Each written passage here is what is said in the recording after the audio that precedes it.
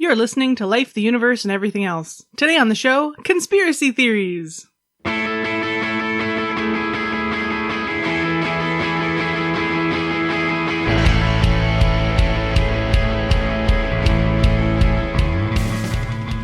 Life, the Universe, and Everything Else explores the intersection of science and society. If you have questions or comments about the show, or you'd like to suggest a topic, you can find us on Twitter or Facebook, or send us an email at lueepodcast@winnipegskeptics.com. Show notes and references can be found at lueepodcast.com.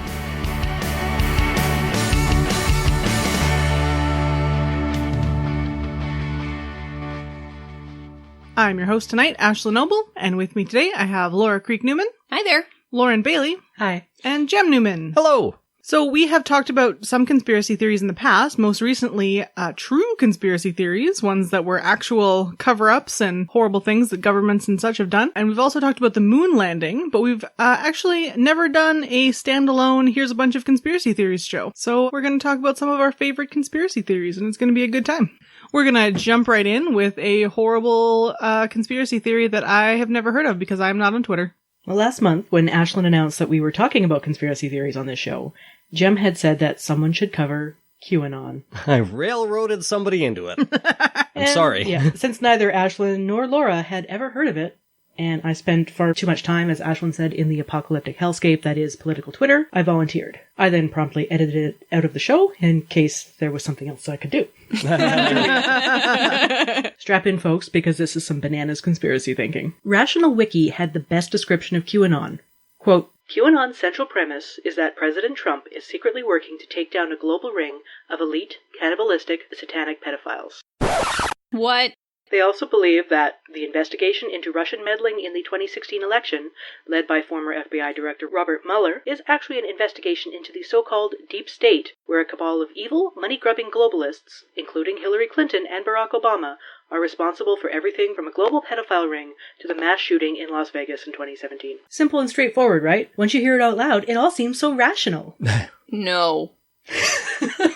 Something as involved as QAnon can be called a super conspiracy, because it rolls a bunch of different theories and beliefs into a fantasy burrito. In his book, Culture of Conspiracy, political scientist Michael Barkin classifies conspiracies into 3 categories. Event conspiracies center around a single event or brief series of events. So think the JFK assassination theory. Systemic conspiracies are broader, but are perpetrated by a group at the center of the conspiracy, like Freemasonry or the Illuminati. Super conspiracies combine both systemic and event conspiracies, and someone somewhere is controlling all of it with a very organized spreadsheet and Gantt chart. I assumed that those were the ones that allow unlimited political donations? Yes. Via dark money? Okay. Mm-hmm. QAnon originated on 4chan on October 28, 2017. It's my mother's birthday. Ooh, I like that we have such a precise date for this conspiracy theory. The post was created following something that 45 said in a press conference when surrounded by military personnel. Quote, 45. You guys know what this represents? Maybe it's the calm before the storm. Reporter. What storm, Mr. President? 45. You'll find out. The following message on the /poll board of 4chan appeared shortly after. HRC extradition already in motion effective yesterday, with several countries in case of cross-border run. Passport approved to be flagged effective 10:30 at 12:01 a.m. Expect massive riots, organized in defiance and others fleeing the U.S. to occur. USMs will conduct the operation while NG activated. Proof check. Locate an NG member and ask if activated for duty 10:30 across most major cities. Now 4chan, and its even more racist little brother 8chan, only allow anonymous posting. The thread that started the QAnon conspiracy was called CBTS, which Calm Before the Storm, and the originator is an anonymous user claiming to have Q-level clearance. Q clearance is the U.S. Department of Energy authorization for those with top-secret clearance, as defined in the Atomic Energy Act of 1954. It was also the title of a Peter Benchley novel about the Cold War, and it was a plot point in a 2016 episode of Archer.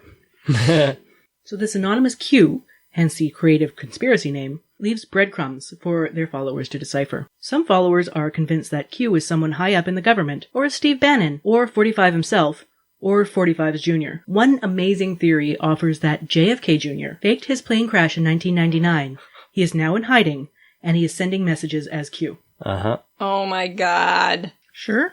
Oh. And when you Google JFK Jr. plane crash to find out that it happened in 1999 because you can't remember 20 years ago, the first couple of links are Q YouTube videos. Ugh. Yep. Let's go back and decipher that original message. HRC extradition already in motion effective yesterday with several countries in case of cross-border run. Passport approved to be flagged effective 10:30 at 12:01 a.m. HRC is Hillary Clinton. Mm-hmm. In October 2017, there was not a plan to arrest her, as this part of the message indicates. And although I'm sure it crossed her mind every day to leave the country after the 2016 election, there was no mass extradition agreement with several countries in case she did leave the United States. Expect massive riots organized in defiance and others fleeing the U.S. to occur. Also has not occurred. USMs will conduct the operation while NG activated. Proof check. Locate an NG member and ask if activated for duty 10:30 across most major cities. The United States military was not sent out to find Clinton, nor was the National Guard activated for some kind of military coup. In the end, it didn't matter if the Q messages were true or not. As Q themselves, or someone posing as Q, said, sometimes they have to post disinformation to throw those who oppose them off of the track. Yeah, okay. You can trust us, but also you can't trust us, but you can trust us. Yeah. If it doesn't happen, it was because it was a false. Yeah. Yeah. You always need the out, right? Mm-hmm. For those who believe in this coming storm, that kind of thinking is proof enough, even in the face of the fact that none of Q's predictions have come true. It's super weird that people would really get on board with this, even when the very thing that kicked it off was false. Mm-hmm. And demonstrably so. Like have a run of small hits before you try to... That's true for a lot of conspiracy theories, though, Jim. Sure. They are impossible to disprove. They lack scientific falsifiability and any internal logic, so there's really no way to disprove them. One of the retroactive core sub-conspiracies of the QAnon phenomenon is Pizzagate. Mm-hmm.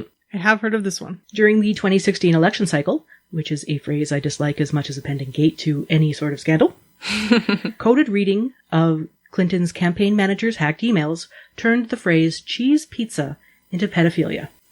Therefore, said campaign was running a pedophilia ring for Washington elites out of the basement of Comet Ping Pong, But wait a second. Pizzagate was before the election, and you said that this QAnon thing happened after the election. It's been retroactively pulled into the conspiracy. Okay. No, it's just it's true. When nothing makes any sense, it makes sense that you have no idea what's going on. Like, wait, I thought I knew that what was happening here. It goes further back, don't you worry. Great. Yeah. Well, all the way back to Turn out JFK, apparently. that Trump killed JFK. When in fact we all know it was Ted Cruz. It goes back further than that. Whoa. Is that Ted Cruz? Ted Cruz's dad. Ted Cruz's dad shot JFK. Yeah, okay. Well, Ted Cruz is the Zodiac killer. Ted Cruz is a Zodiac killer, right? Maybe Ted Cruz is a vampire. There's only one Ted Cruz. Mm-hmm. His last name is Cruz, though. And that means cross. Just trying to throw you off the scent. Oh, yeah, right. Falsifiability. Oh, you got me. But that whole Pizzagate thing got at least the one guy in a lot of trouble because he went in there and tried to find the pedophiles and got arrested, and it was ridiculous. Yeah, and that was because right-wing fearmongers like InfoWars ran with the story. And that was in December 2016 when a vigilante gunman determined to save the children burst into Comet Ping Pong and demanded to see the basement. So it turns out there is no basement to Comet Ping Pong, much less one where children are being abused. Surprise! Astute listeners like Ashlyn will have noted that all of these events occurred pre-Q. It's connected as something that this storm has cleaned up thanks to 45 and his astute handling of every crisis ever. How do they know? Because in 2017, 45 awkwardly drank from a bottle of Fiji brand water during a press conference. Well, that was just because he's never actually tasted water before. He only drinks Diet Coke. Mm-hmm. Well, his actions weren't a thirsty septuagenarian with motor difficulty trying to lift a bottle. No, it was a signal to his elite underground troops that they were taking out similar pedophile rings worldwide, because everyone knows that the majority of child sex abuse happens in Fiji. What? Boy, that's a reach. Oh, boy. We're through the rabbit hole here, people. Oh. Do they ever explain how Trump could have been involved in the Comet Pizza thing, given that he wouldn't have been directing anything at that time? Wasn't he? Right, okay. Don't you remember? He was on the ground at 9/11 trying to, directing his troops. Don't just repeat those things without, that's false. Very false. Yeah. This connecting of seemingly random events into a large web of conspiracy is a mental phenomenon known as apophenia. The phrase was coined in 1958 to describe the behavior of early-stage schizophrenia. but it has grown to encompass conspiracy thinking as well. Listeners may be more familiar with the visual experience of apophenia that we also call pareidolia, which is, pareidolia was originally coined to describe seeing faces specifically, I believe, but apophenia is the more general phenomenon. Yeah, and the QAnon web has become extremely random and apophonistic? Yeah, let's go with that. Yeah, apophonistic. It's either through intent or through the madness of crowds. Believers are encouraged to, as I said, go down the rabbit hole and follow the white rabbit to connect all of the dots that they don't want people to know.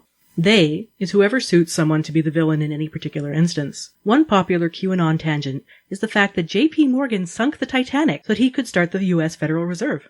I prefer the story that it was the mummy's curse. Mm-hmm. Well, no, you see, there were several opponents of the reserve on the boat, and Morgan knew that they would be on it because it was like this big thing, so they were going to cross the Atlantic on it. So he had the boat built without safety standards to ensure that it would sink, and therefore ensuring that he would be able to start the reserve. Oh, okay. As if a capitalist needed a reason to shirk safety standards. Yeah. You can also link theories such as Atlantis, the death of Princess Diana, Oh, good. Lincoln's assassination, the New World Order, Of course. GMOs, Yeah, and anything always. else you want to QAnon. No idea is too out there to play 36 Degrees of Separation from 45's Secret World Police action. I love it. My Chekhov's paper was a conspiracy map. It's in my source links in the show notes, so our listeners can see it as well. It has every event that has been linked to the storm from the beginning of history. Oh my It god. starts in the upper left-hand corner, Ashlyn. There's hashtag Tyler in here. I wonder how my brother is involved. Exactly. Think of how your brother's involved. Well, he's a Mountie, so I'm sure that they are covering up stuff. Mm-hmm. Aliens, missing and murdered Indigenous women. Yeah, Yeah. I think that second one. Ugh. Oh, Lemuria. Yeah. Satanism. What is Lemuria? Saturn? Please tell me Like- it has to do with lemurs. Like just the planet Damn Saturn? it. Or Yeah. dissociative identity disorder? Yeah. More like the Manchurian Candidate kind of way. Okay, sure. The Trans-Pacific Partnership. Of course. Right? Lots of high-level world leaders involved in that. The Grey Pope, the Black Pope, the White Pope. All the popes, really. Yeah, there's a lot of anti-Catholicism and, big surprise, anti-Jewish involved in this kind of thinking. Apparently the Native American genocide was a result of this conspiracy as well. That's a simpler explanation of that. Oh, the Crucifixion of Jesus. What? Okay, Jem, Just, let's get Okay. yeah, don't. We'll sit here all night. How? Oh man, you have to have a lot of not cool stuff going on in your life. Laura, Oh. I have spent the last week immersed in this garbage. It's Are you clinging okay? it's clinging to my skin. I'm getting snippy at work. God, that's ugh. There is one funny thing about this conspiracy theory. Normally, when you have this sort of big, centralized conspiracy, the big cabal that is at the center is the evil ones, right?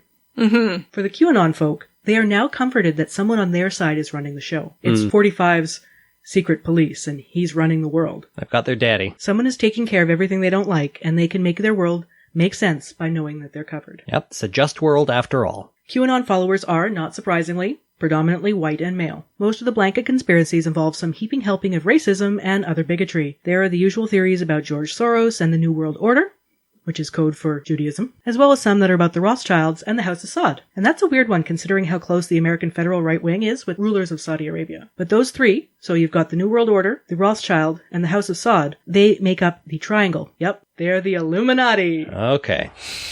It covers everything. Mm-hmm. Part of me wants to go on and on. All school shootings have been false flags to take your guns. The Las Vegas shooting, as we mentioned before, was an inside job because something pyramid something. And if they can boggle you with data, it's easy to get overwhelmed and start letting it wash over you like just an ocean of bullshit. One of the major tenets of the QAnon conspiracy was that the Mueller investigation was actually about taking down high-ranking members of the Democrat Party. In March of 2019, when no mention of cannibalism or aliens or anything else these folks believe showed up in the report, they Lost their shit. Said that there was a secret second report. carried on as before. Oh, Yeah. yeah, okay. Because nothing can deter them at this No. point. Of course they couldn't put that all in the public report. That part went straight to the storm to take these people down in secret. For America. Reminds me of my studying for the cars part of the MCAT. You know, like, how would the author respond to this new piece of information? Well, they would disregard it, is usually the answer. If you watch coverage of 45's rallies or other appearances, you can see followers of Q holding up signs or displaying their allegiance in some other way. In 2018, a member of a Florida SWAT team reported for duty to escort the VP while wearing a Q patch on his uniform. That's terrifying. Right-wing media personalities who promote this theory have also been given special access to the White House. For someone with 45's need for adoration and also his conspiratorial bent, QAnon is like catnip. Not that he likes cats or anything. Let's hope not. I always try to end these segments with some idea of how we can push back against things like these. My experience with conspiracy theorists, especially those with this kind of unifying belief system, is all we can really do is hold our ground. If you push back against a theory, they are more likely to believe even harder. But you have to do it. We can't let this kind of dangerous bullshit go without speaking up. But remember to stay safe while you're doing that. And it's good to remember, too, that a theory that purports to explain everything actually has no explanatory power at all. Cure-alls, cure nothing. Mm-hmm. I like that application. That's QAnon. I'm now glad I never have to read another thing about it voluntarily.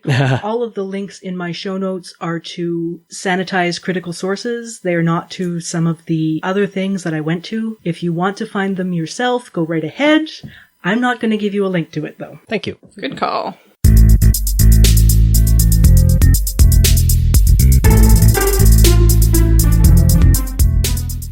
So we had some technical difficulties this week, and naturally we had not set up our usual backup recording. We all forgot about it at once. The one time! And the save file dropped most of Jem's segment. So Jem is going to record that, and we're going to release it as a bonus episode. So look for that in the near future. Sorry, everyone.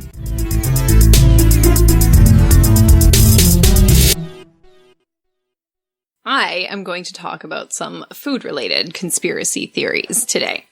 I'm actually going to talk about 3 of them here, but a lot of them are pretty quick, so it should be okay. So we're all familiar with conspiracy theories for just about everything, and of course food is no stranger to conspiracy theories. There are the big ones that you can find on any list of food-related conspiracy theories. Things like fluoride in the water is a form of government mind control and or other things for us. These kinds of things have been emphasized repeatedly by the likes of InfoWars and who we all know have no basis to them there. It's just a bunch of fear-mongering. And of course, the classic GMO foods cause every condition under the sun. Also maybe government mind control / corporate population control. Or, some of them will say, maybe they actually spread vaccine preventable illness and things like that. Yeah, GMOs are definitely on that map of conspiracies there. So I'm not going to talk about those because those are well known. I know you've covered it before, but would you consider the whole, margarine is one molecule away from plastic to be a conspiracy theory, or just, bad science? It's myths. And that's what gets hard, because a lot of the things on there are, I don't know, some of them straddle that line. So another one would be, this one I find is not as popular as it was about 10 years ago, but the whole Tim Hortons coffee is so addictive it contains nicotine thing. Oh, God. Yeah. Remember all that? I'd forgotten. Also, what I didn't realize was that in the US, they had the same conspiracy theory, but for Dunkin' Donuts coffee. Of course they did. So it's not just a Tim Hortons thing. Caffeine is already addictive. Why do you need to add a different addictive substance? Yeah, so that I would say is closer. That's more on the conspiracy theory side of things because it involves nefarious actions and secretive things. The ones where it's one molecule away from this, or it doesn't burn when it says it will, or whatever like that. That's more just, that's bad science and people just that's myths, I would say. So I'm not going to be talking about those types of things today. I'm going to talk about some of the lesser known food-based conspiracy theories that I came across. So the first one, has anybody heard of the Chipotle Conspiracy? Is everybody familiar with Chipotle, the restaurant that serves massive burritos that are quite delicious? Yes. I'm familiar with the restaurant. I'm familiar with all of the jokes about having to run to the bathroom after you eat there. They have had several outbreaks of foodborne illness. Yeah. So that's where this stems from. Both in 2015 and again in 2017, Chipotle restaurants across the country had outbreaks of different foodborne illnesses. The first time it was E. coli. The second time there was norovirus, I believe. Oh boy. The theory with this is that this wasn't just bad luck or bad corporate practices. Could this have been biotech sabotage? Dun, dun, dun. Exactly. No. As expected, when this type of bad press and understandably terrible situation happens at these restaurants, Chipotle, the company's stocks plummeted both of these times, and the company lost considerable value. What this theory says is that big biotech companies planted the E. coli in the Chipotle food supplies as a retaliation for the company's anti-GMO stance.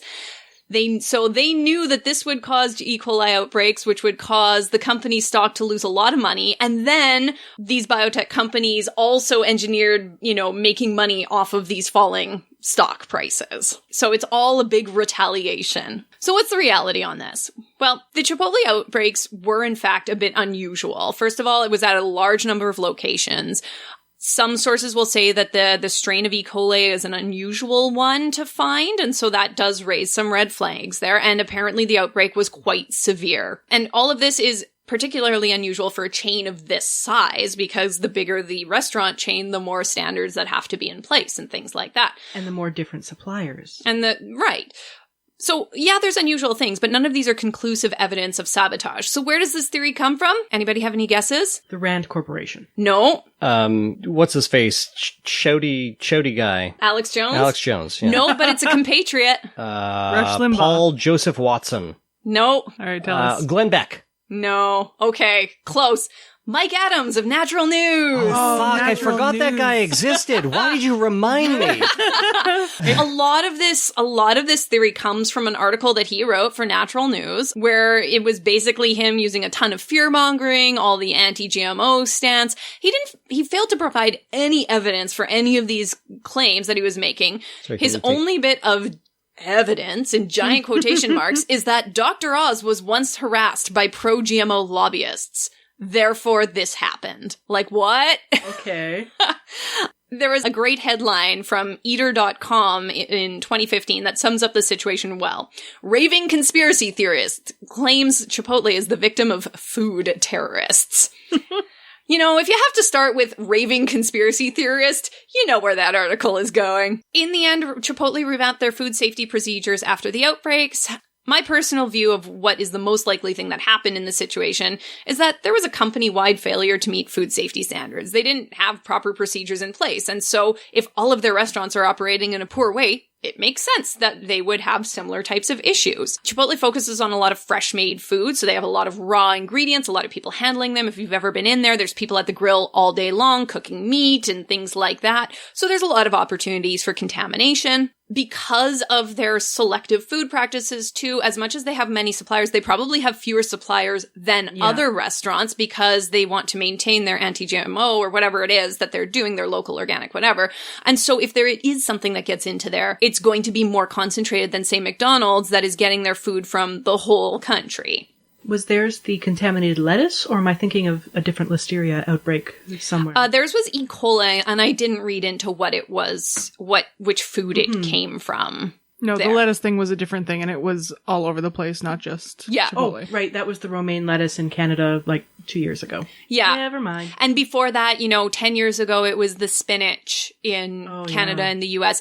It's the fact that they grow huge amounts of leafy greens that we eat raw right next to fields where huge amounts of cattle are fattened for slaughter and things like that. Yeah. There's a lot of issues with that. So it's doubtful that the Monsantos and DuPonts of the world actually sabotaged some Chipotle restaurants as retaliation for not buying their GMO soy or whatever it is. All right, conspiracy theory number 2. Did you know that Outback Steakhouse, is everybody familiar with Outback Steakhouse? It's Bloomin' a steakhouse Onion. chain. They serve the bloomin' onion. Yeah. Did you know that this chain is linked with Satanism and the Illuminati? What isn't? I still don't. So this discovery was made by Twitter users. Oh, Twitter. Apparently these people have too much time to kill. And they found that in cities that have at least 5 Outback Steakhouse locations, I wish. when you look at a map of said city with all those Google little Google pinpoints of where they are, you can always connect those locations with a pentagram. Yep. Meaning Because a that's sign how of it Satan. works. That's how lives work. It's amazing. And this is why the Earth is not a globe. So this is a nice, easy one. Of course, this is total bullshit, but there were a lot of people drawing terribly shaped stars on their Google Maps of their cities. And it's so, yes, 5 points can be connected in numerous ways, and a pentagram is one example. Luckily there were some more creative Twitter users that also did some other shapes to show that it could be different things. Did you know that every city with at least 8 Tim Hortons has a Tim Hortons shaped like a lopsided stop sign because you should stop drinking Tim Hortons coffee because it's full of nicotine? Exactly. Even if it was 5-pointed in that, you could make it other things. You could make it spokes on a wheel. You could make it tips of petals on a flower. You could make it all sorts of different things. A star is one thing. And I mean, logically, when you think about how most cities develop, at least a lot of cities in North America, they start out with a core and they spread out with suburbs all around them. Outback steakhouses are far more likely to be in suburbs. So yeah, you're going to have them as points on the outside of a city, which are easy to make a star out of rather than concentrated in the center because, yeah. I just Googled some pictures of these pentagrams. I also like how they just ignore ones that don't fit them. Exactly. So you'll see a lot of these pictures where there's like 9 of these and they take whichever ones make a pentagram and just say, ignore the rest of them. And so my question too is, what about cities with 4 locations? Don't the Illuminati care about them too? They're still moving in. Yeah, I haven't got around to it yet. Right. So that was just a really fun one. Luckily, this one does not seem to have lasted very long. And apparently Outback Steakhouse got in on the action. And so they just superimposed pictures of Bloomin' Onion over these same cities. which is good. Why not, right? This is ridiculous and they might as well join in the fun. The Illumin-Onion. Oh. That's good. That's good. Amazing. Here's my third conspiracy. The 1970s fondue craze was a plot by a corrupt Swiss cheese union. Oh, no, I've definitely heard this. The cheese cartel thing. Yeah. Yeah. Everybody into swingers? I think it was like a Planet Money episode or something. Yeah, you are right. So this is not actually a conspiracy theory. It's true. But I couldn't not include it because it's a true conspiracy. It's a true conspiracy. Hey, we did a whole episode about those. It's awesome. So, if you can think of the quintessential party food of the 1970s, it was probably fondue, right? Most of us grew up, or at least I grew up in a house that had a fondue pot tucked way back in the cupboard because I was born in the 80s and nobody did fondue after that. We have a fondue pot and we do it about twice a year and that's about it. We do it for some special occasions. Exactly. Food fads come and go, but did you ever wonder where this came from? No. So, as I said, this is a true conspiracy. The claim here, or what's said to have happened, is there is a cartel of Swiss cheesemakers invented fondue as a traditional Swiss dish and marketed it heavily to North America to drive up their cheese sales. This is true. So there was a cartel. It was called the Swiss Cheese Union. There was a German name for it, which I am not going to badly mispronounce here. You can look it up very easily. Just Google Swiss Cheese Union. You'll find it. Also, Swiss Cheese Union sounds like just a hilarious name in general.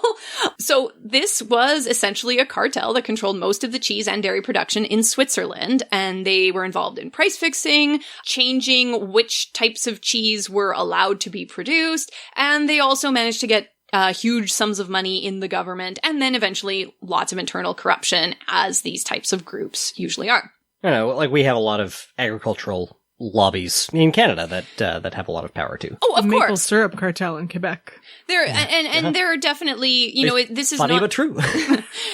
and when it comes down to producers, when the producers of specific things decide to stop competing and join together, that's kind of what happens. Mm-hmm. This one seems to have taken it to a particularly high level. Some people will call it the Swiss cheese mafia, if you will. It's a thing that exists, but nobody really talks about anymore. And it had had about an 80-year run in Switzerland. So it was formed at the beginning of the First World War. And one of their goals at the beginning was to ensure there was enough cheese for the Swiss population, manage shortages because there was shortages in feed for the cows and things like that, and also ensure profits and sales for the cheesemakers during this time of war. After World War I, there was the Great Depression. Of course, this left Swiss cheesemakers with less of a market, so it put their livelihoods at risk. So their role in increasing sales and prices became even more important. They also took over exporting control at this point, and they did take on the role of quality assurance because they were saying that there were inferior cheeses being produced, and so they wanted to make sure that it was only high quality cheeses. Inferior cheeses not made by them. Mm-hmm. Right. One true Swiss cheese. Yeah. Actually, it's at this point where they did really regulate what type of cheese was made. So for a long time, Switzerland had a history of making about 1,000 types of cheese. In the 1920s and 30s, they narrowed it down to 3. Emmental, Gruyere, and Sprins. So the last one, most people I don't think have heard of here. The other 2 we've generally heard of as the primary ingredients of fondue. Melty and good. Melty and good, absolutely. So in the 1930s, the Swiss Cheese Union got the Swiss government to name fondue as the national dish, and the 2 primary ingredients, like I said, were those 2 cheeses. Now, fondue did exist before, but it was a small rural dish that wasn't consumed regularly. It is not a traditional Swiss dish outside of a few small communities there. So they found this thing, what can we do with lots of cheese? And how can we market this places, and really amped it up. And then, of course, they were involved in a lot of the cartel type things like price fixing. The Swiss Cheese Union got government subsidies for the industry. They also became a major stakeholder and owner of the milk industry. And so in one of my references, there's a complicated map where the Swiss Cheese Union would sell milk to the milk producers and then to the government and then back to themselves. And it ended up with them making a lot of money off of the same thing. Yes. It is very funny. That reminds me of the fact that for decades, Walt Disney owned a separate company that owned his name, and then he licensed his own name to the Walt Disney Corporation for a profit. Oy. That's part of the Walt Disney Conspiracy, which is part of QAnon. Of course Don't do this to me. Everything is part of QAnon now. Even the Swiss Cheese Union. All right. So the reason that we all became enamored of Swiss cheese about 40, 50 years ago is because of this cartel there. And as all cartels do, they eventually implode when there was too much corruption and they were bleeding the Swiss government dry. And so they no longer exist as of the 90s there, but they had an approximate 80-year run as the sole controllers of cheese. So luckily now, if you are a Swiss cheese producer, you are allowed to make other types of cheese. But for a long period, you were not allowed to make anything other than those 3 cheeses. Yeah, now the conservative minority in Switzerland is really mad that they revamped the food pyramid and you're no longer supposed to eat 2 kilograms of Gruyere every day. How about pepper jack? Yeah. It was Andrew Scheer that is really Chocolate mad milk about the saved new... his son's life, don't you know? God. Yeah. For our listeners, is a Canadian conservative politician who's on the rise, may end up being our next prime minister. I mean, Trudeau sucks too, but he's not. He doesn't hang out with Nazis. Scheer does. Yeah. Anyway, Scheer is, really courting the dairy lobby, who is very mad that Canada's revamped food guide no longer has a separate dairy food category. Right. They didn't lobby hard enough or pay enough money to get their own special section. Well, right. No, Well, no, this food guide was explicitly made without industry, without consulting industry. Yeah, and so Scheer's improper. Exactly. Scheer's whole point is there was no consultation. When in fact there was lots of consultation with dietitians and scientists and public health officials, but there was no consultation with industry lobbies, and that's why. Which is the most important thing for conservatives. Right? Yeah, talking to the industries. So 2 fake, 1 real. That's par for the course. There's probably lots of real terrible things that are happening out there, but there's really a lot of fake ones, so I don't know.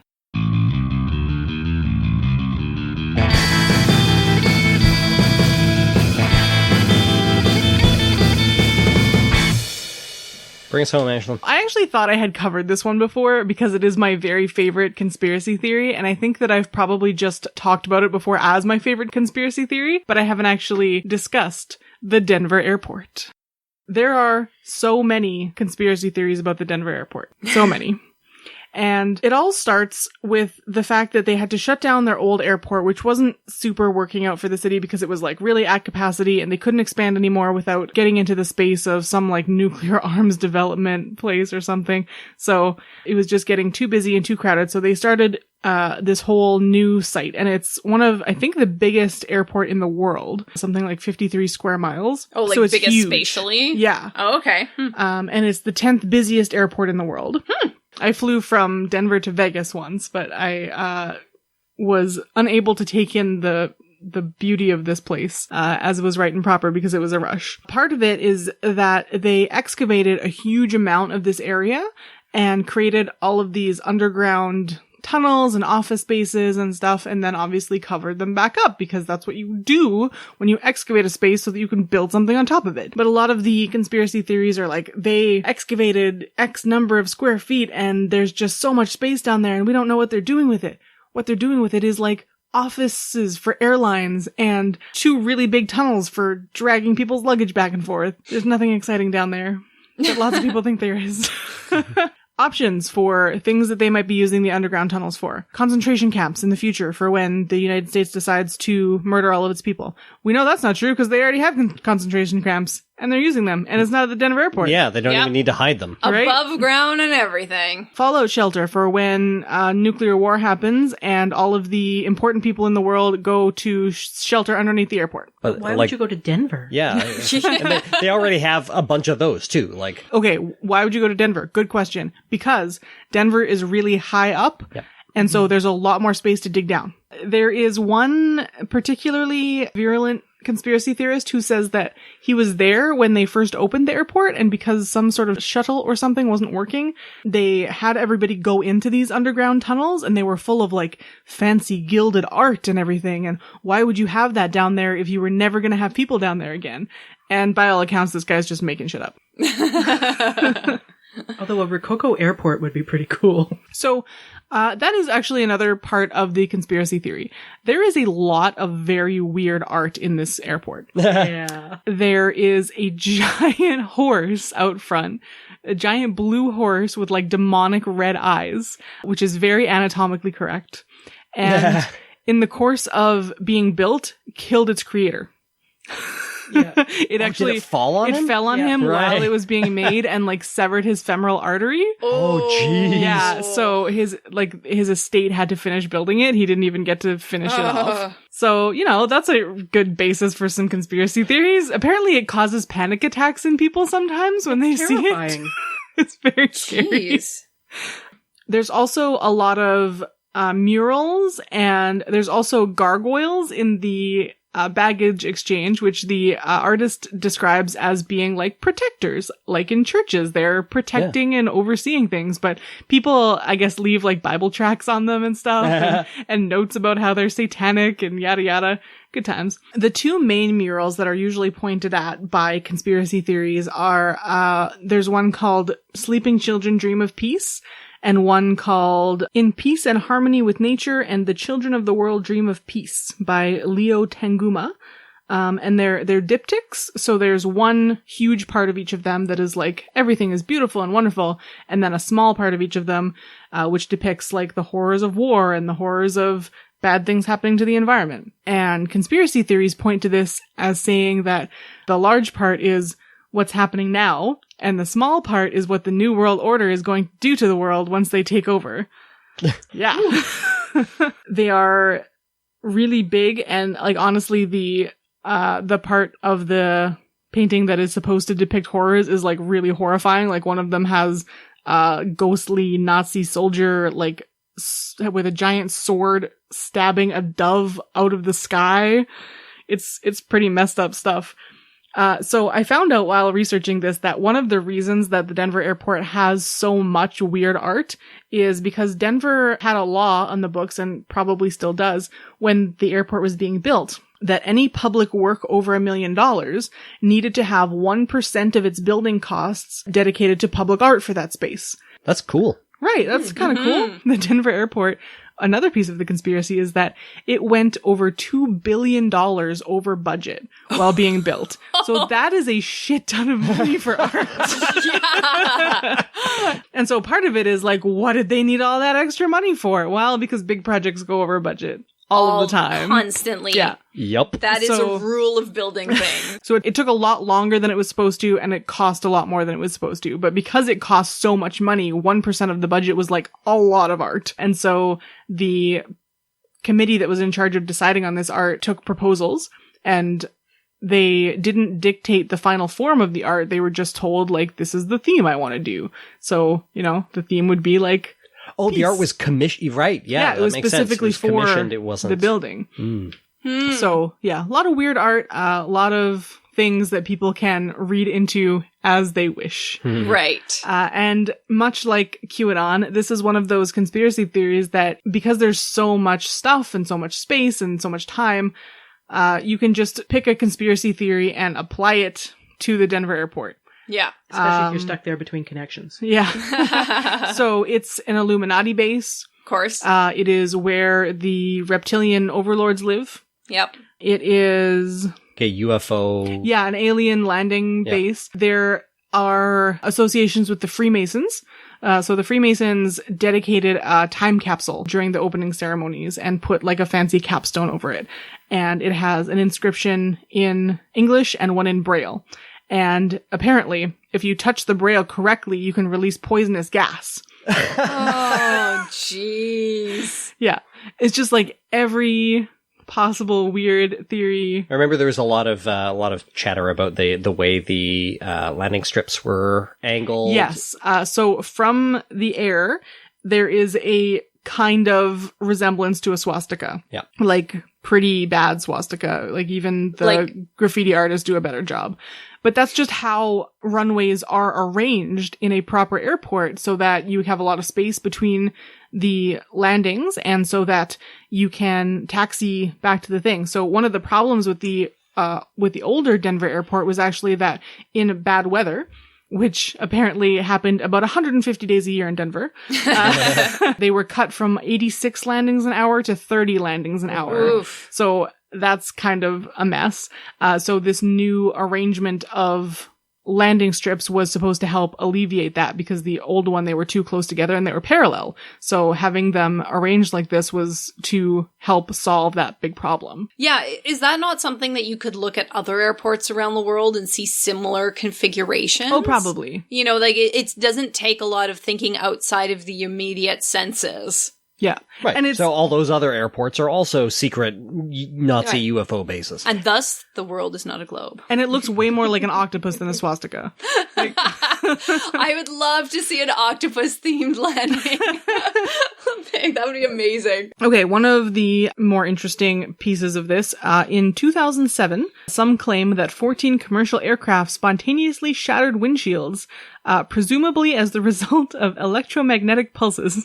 Presumably. Presumably. So the article that I was reading about this specifically says, first, you have to ignore how electromagnetic pulses are supposed to work. Why would an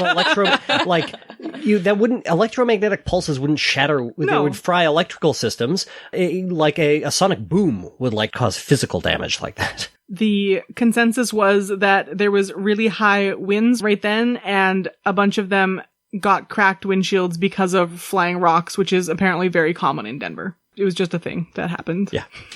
EMPs would not blow stuff around. Right, unless there was how electromagnetism works. Enough of a nuclear blast that Right, but it wouldn't be the EMP that does it. It would be the actual explosion. The airport bears a series of strange markings on its floors that some people believe symbolize a new strain of hepatitis that could be used in biological warfare. What? Oh my god. What? Where did you get that from? And how do you say, oh no, this means hepatitis and not whatever other So this has bonus ways. racism because the symbols or markings are actually just words from the Navajo language that are refer to areas around Denver in Navajo. Just take 1 second to think. 1 second. And you can come up with all sorts of more plausible things. Yeah. That should just be the tagline for our show, Laura. No, I thought that was Andrew Wakefield's human garbage. Yeah. We haven't said that in a while. Just a friendly reminder to our listeners. Andrew Wakefield is trash. So one of the most important things to remember about this conspiracy is that it would be really, really weird if they went to all the trouble of building a huge underground bunker for whatever reason and then put clues everywhere. Yeah. Yeah. This isn't a video game or an ARG. It's not an escape room. So there would be no reason to publicly display all of your nefarious intentions for the world to see if you wanted your base to remain secret. Yeah, it's these very people silly. are Bond villains, right? Yeah. Yeah, it's very silly. Of course, the conspiracy theories, because this can never be falsified, they just say, well, they're so high and mighty about everything that they believe they can't be caught, so they like putting those clues out for people. They're taunting us. Right. Yeah. And some people will say that, oh, well, if you ask the airport staff about them, none of them will talk to you about it. But one of the... They're probably sick of hearing about it. Yeah. So somebody from Skeptical Inquirer magazine, I think, went to the airport to just talk to people about this and asked somebody at one of the desks, and she apparently just sighed, rolled her eyes, and handed over the number for the media relations officer. So yeah, it's not that they won't talk about it, it's just they don't want to talk about it anymore. They don't care. Like, your novel finding is not new to them. Mm-hmm. Go away. They've heard everything about it. And so, I have... as a final note. Reminds me of like Steven Crowder sitting on that university campus with his, patriarchy is a myth, prove me wrong. Dude, it's not that nobody can debate you, it's that nobody wants to. An interview I read with the art director from the Denver airport, he asked, what conspiracy theories have you heard about the airport? And Matt replies, I think it's more, what conspiracy theories haven't we heard about the airport? Basically, you name it. You name a conspiracy theory, and somehow we seem to be connected to it. It's one of the exciting parts about the story, the culture that has built up around these. We can fit into pretty much any story you want to tell, because the assumptions and the misinterpretations have gotten wilder and wilder. It's a very plastic narrative that's been created. And we see that in all kinds of these conspiracy theories, that as long as you're willing to believe that people are trying to deceive you, you can pack anything you want into these narratives. Mm-hmm. Mm. Our bullshit burrito. Full of E. coli. Oh, that's funny. All right, what are we talking about next month, Jem? We're back to you. We're back to me. I haven't given it much thought, to be honest, but I think that in honor of me having finished writing the MCAT at that point, although maybe this will be a depressing decision come September, we're going to talk about some medical myths. Okay, cool. Dive into the Sawbones back catalog. Yeah, no kidding. Our research has already been done for us. Can't we just... Our entire podcast is a link to several Sawbones episodes. Good night, folks! Well, thanks for joining me today, everyone. Good night. Thank you, Ashlyn. Good night.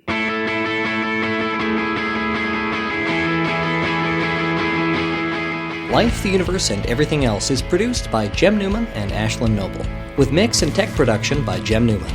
If you want to support the show, the best way to do that is with a review on Apple Podcasts or Stitcher, or by sharing an episode with a friend. Original music is produced by Ian James, and this episode was edited by Lauren Bailey.